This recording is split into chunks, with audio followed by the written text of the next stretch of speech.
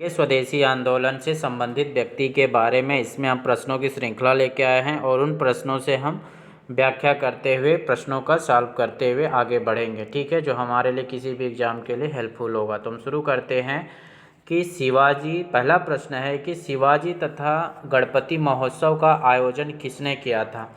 बाल गंगाधर तिलक ने, लाला लाजपत राय ने, सैयद हैदर राजा ने या चिदम्बरम पिल्लई ने? तो शिवाजी तथा गणपति महोत्सव का आयोजन बाल गंगाधर तिलक ने किया था। किसने किया था? बाल गंगाधर तिलक ने किया था।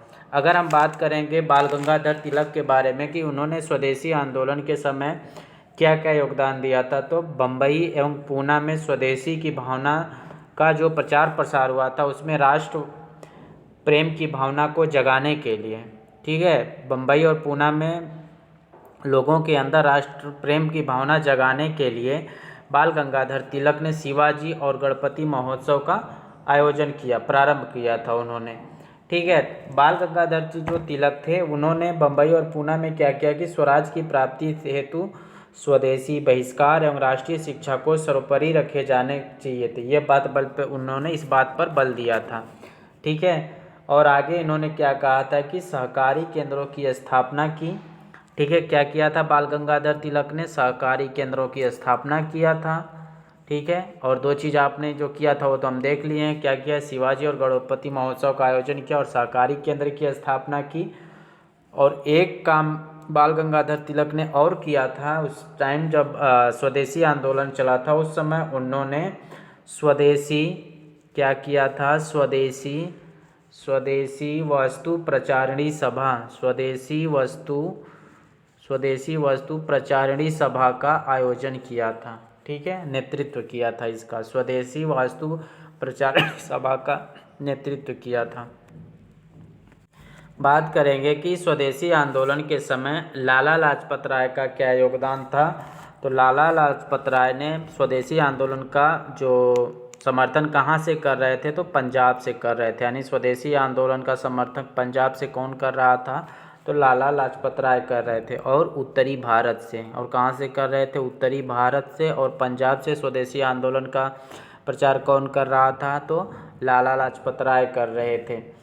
और इनका लाला लाजपत राय को स्वदेशी आंदोलन के समय में साथ कौन दे रहा था? तो लाला लाजपत राय को स्वदेशी आंदोलन में साथ दे रहे थे, कौन दे रहा था साथ? अजीत सिंह दे रहे थे। कौन दे रहा था साथ? अजीत सिंह दे रहे थे। किसको साथ दे रहे थे? अजीत सिंह लाला लाजपत राय को दे रहे थे। ठीक है, किस समय साथ दे रहे थे? स्वदेशी आंदोलन के समय साथ दे रहे थे।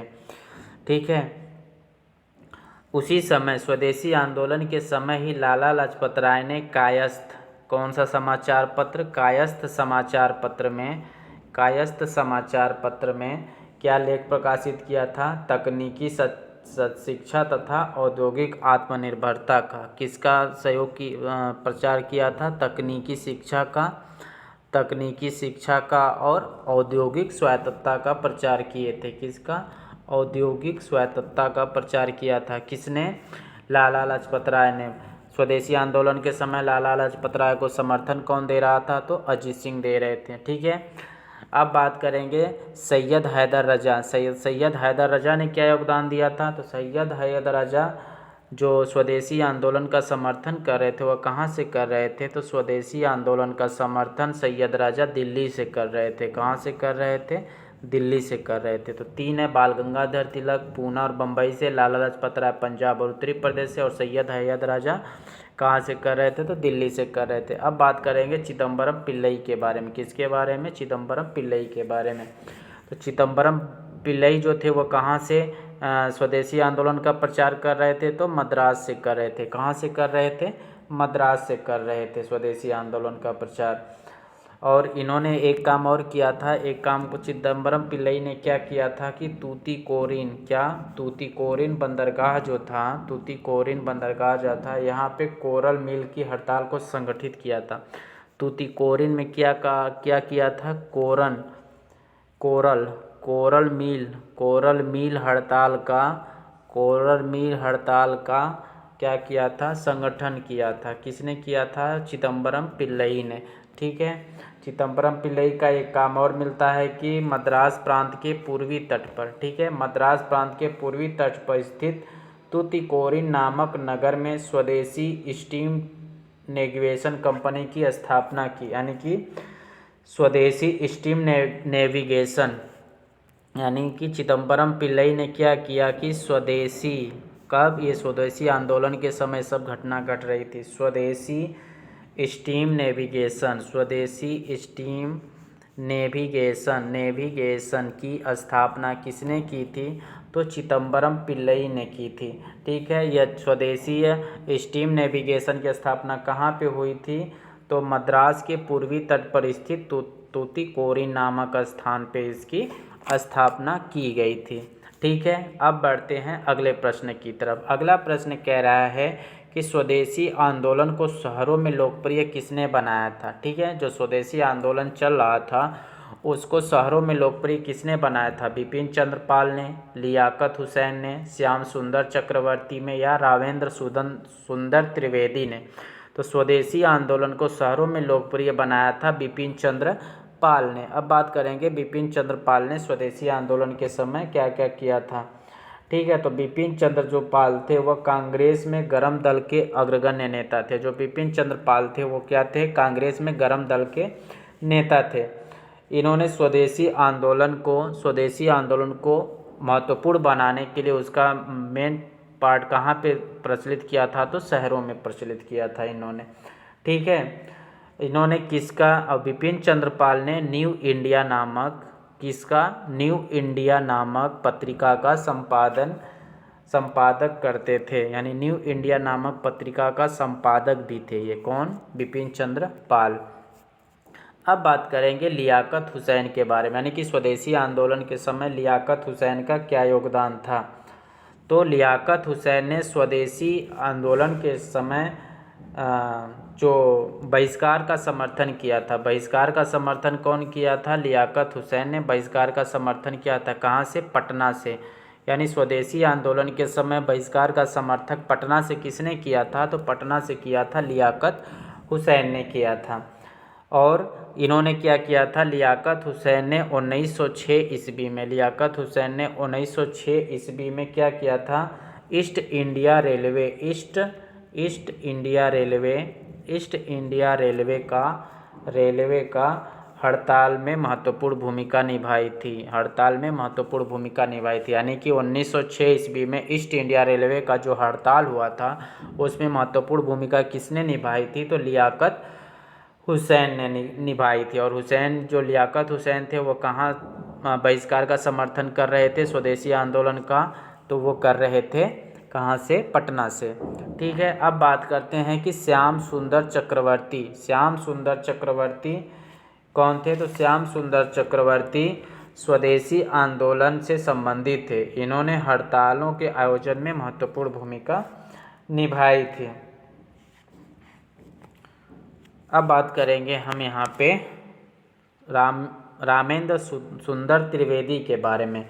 तो रामेंद्र सुंदर त्रिवेदी जो थे वह बंगाल विभाजन के निर्णय में क्या किया था कि उन्होंने इस तिथि को, जो बंगाल विभाजन की तिथि जिस दिन लागू की गई थी, ठीक है, जो बंगाल विभाजन किया गया था उस बंगाल विभाजन की जिस दिन लागू किया गया था उस तिथि को इन्होंने काला दिवस, ठीक है, नाम तो सुंदर है लेकिन हैं कैसे? काले हैं ये।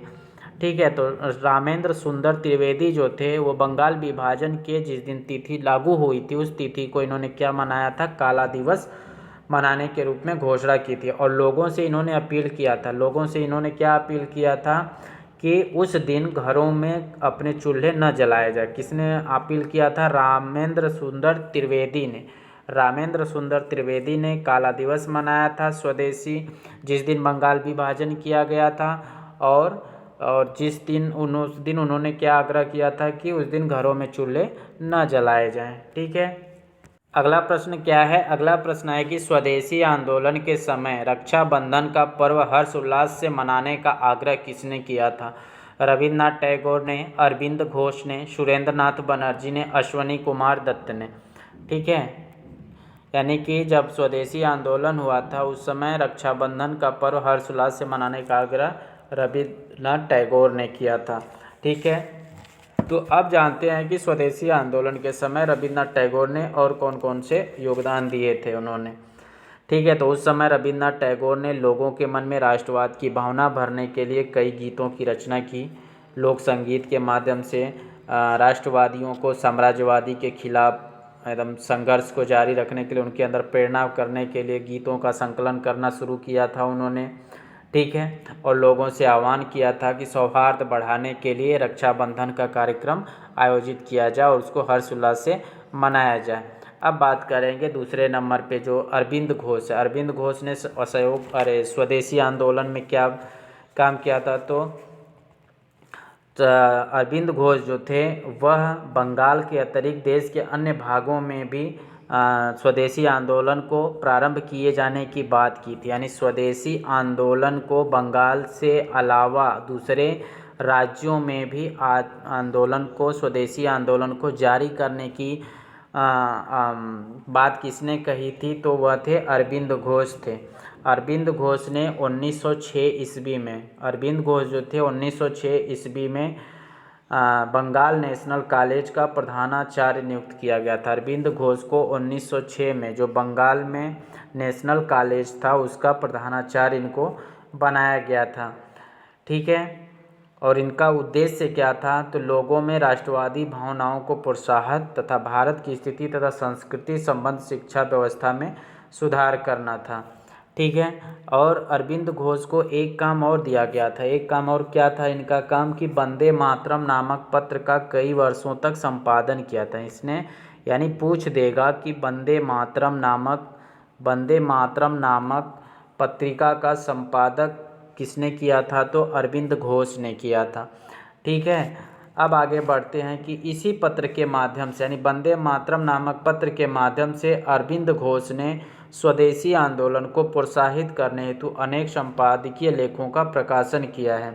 और इनके द्वारा जो लेख लिखे जाते थे उस लेखों को हड़ताल में और राष्ट्रीय शिक्षा इत्यादि के माध्यम से स्वदेशी आंदोलन को प्रोत्साहित करने की वकालत की जाती थी।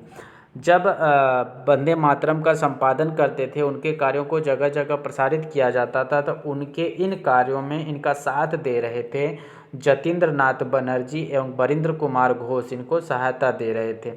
ठीक है।